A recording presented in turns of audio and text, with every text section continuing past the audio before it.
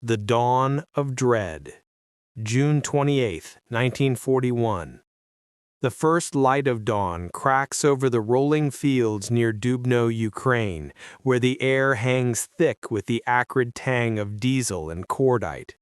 Inside the cramped turret of a Panzer III, Lieutenant Otto Becker wipes sweat from his brow, his hands trembling not from the cold, but from the endless rumble of tracks churning mud.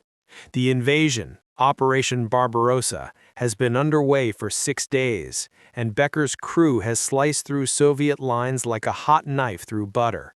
Obsolete T-26s and BT tanks litter the roadside, smoking husks that barely slowed their advance.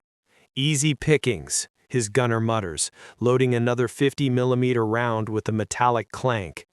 But today, something feels off. The radio crackles with frantic reports from scouts ahead, strange shapes emerging from the morning mist, moving fast, defying the blitzkrieg's rhythm. You can almost hear the thunderous roar as Becker's Panzer crests a low hill, the horizon alive with the silhouettes of advancing armor. There, cutting through the haze like ghosts from a nightmare, are machines unlike any they've seen. Sloped hulls glinting under the rising sun, wide tracks devouring the earth without hesitation. Soviet T-34s, though Becker doesn't know their name yet.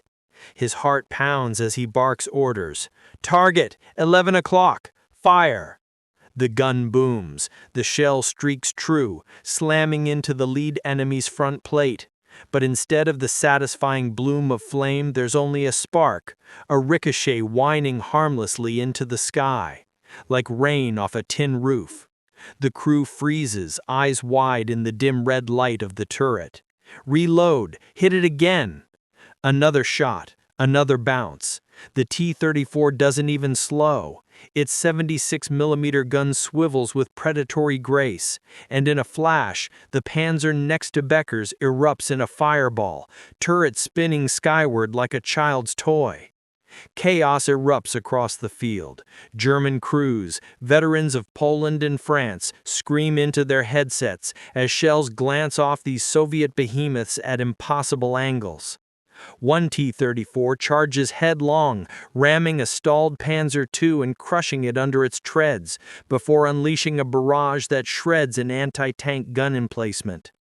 Becker's driver reverses desperately, the engine whining in protest, but the T-34 closes in. The man who dreamed in steel. A dimly lit design bureau in Kharkov, Ukraine, reeks of coal smoke and machine oil. Mikhail Ilyich Koshkin, chief engineer of factory number 183, hunches over blueprints that cover every inch of a scarred wooden table. His fingers, calloused from years of forging prototypes, trace the radical slope of a turret ring. Around him, assistants whisper doubts. The commissars want quantity, not revolution. But Koshkin sees further. He sees the ghost of Spanish battlefields where German 37mm shells tore through Soviet light tanks like paper. He sees the future of armored warfare. In one word, slope. You can almost taste the tension in the air as Koshkin argues with generals who demand the reliable BT-7 chassis. "Speed without survival is suicide," he snaps, slamming a fist on the table. The T-34's hull will be cast in a single piece, its 45mm plates angled at 60 degrees to deflect anything short of a direct 88mm hit. Wide tracks, 550mm, to conquer the Rasputitsa mud that swallows narrower German designs. A V2 diesel engine, 500 horsepower, that drinks less fuel and burns slower than gasoline, denying the enemy easy fireballs. Every choice is a gamble against Stalin's purges. One failure, and Koshkin's name joins the disappeared. By spring 1939, 2 prototypes, A-20 and A-32, roll out under secrecy. Koshkin himself drives the A-32 2,000 kilometers from Kharkov to Moscow through blizzards, proving reliability. In the Kremlin's courtyard, he demonstrates the tank's ability to climb 40-degree slopes and ford rivers while Red Army marshals watch in silence. Approval comes with a catch. Mass-produce 1,000 units before winter. Factories in Stalingrad and Chelyabinsk, Tankograd, retool overnight. Welders work 18-hour shifts. Women replace men sent to the Gulag. The T-34 begins to breathe. Fast forward to October. Field Marshal von Bock cables OKH. Enemy medium tank renders our anti-tank weapons inadequate.